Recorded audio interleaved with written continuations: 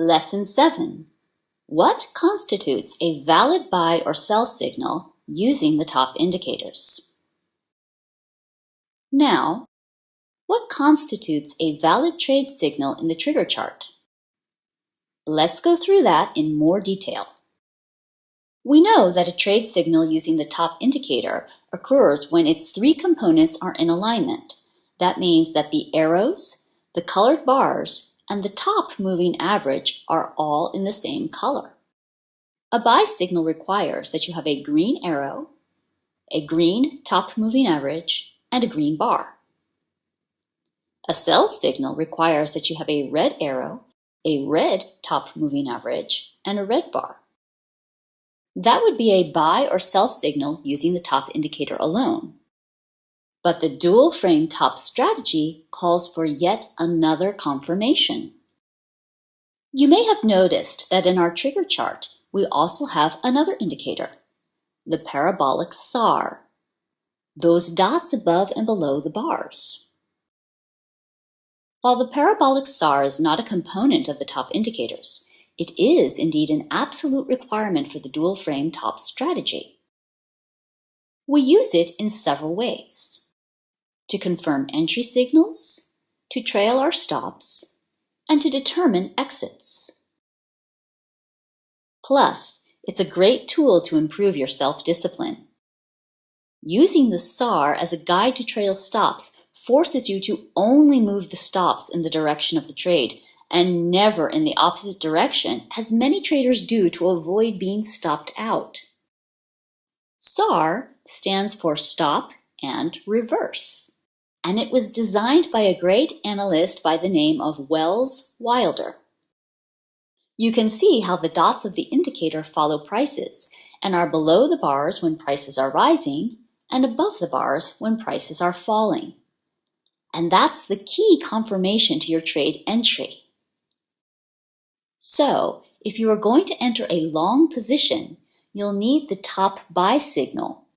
That means that the bars, arrows, and moving average must all be in the same color.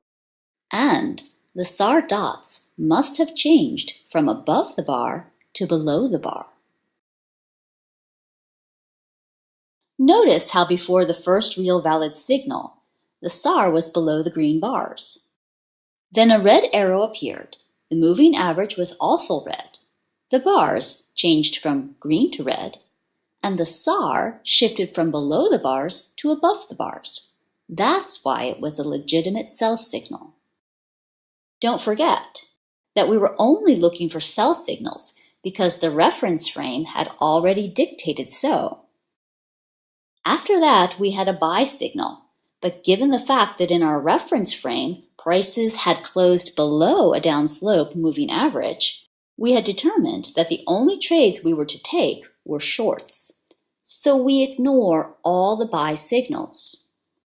Then the top indicator gives us another sell signal, the one within the circle, the one we've been talking about for the last few videos. But that is the signal we did not consider as valid.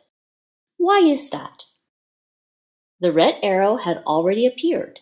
The bars had changed from green to red, and the moving average was red. Why wasn't that a valid sell signal? Because the SAR was still below the price bars. That by itself shows you how important it is to use the SAR for entry confirmation. Now that brings up a common question. Can you just use the SAR alone for entry signals?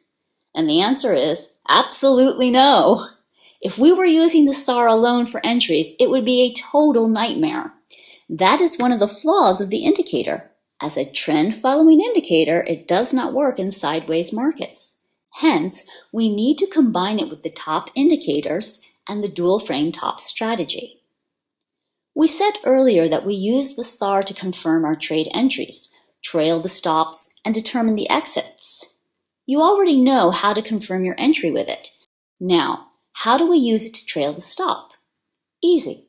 Just place your stop at the level of the SAR and move it as the SAR advances. And how about the exits? Also very simple. Exit the trade as soon as the SAR changes from below the bar to above the bar if you are in a long, and exit your short position whenever the SAR changes from above the bar to below the bar. Often, by trailing the stop at the level of the SAR, you will be stopped out of your trade even before the SAR dots switch position.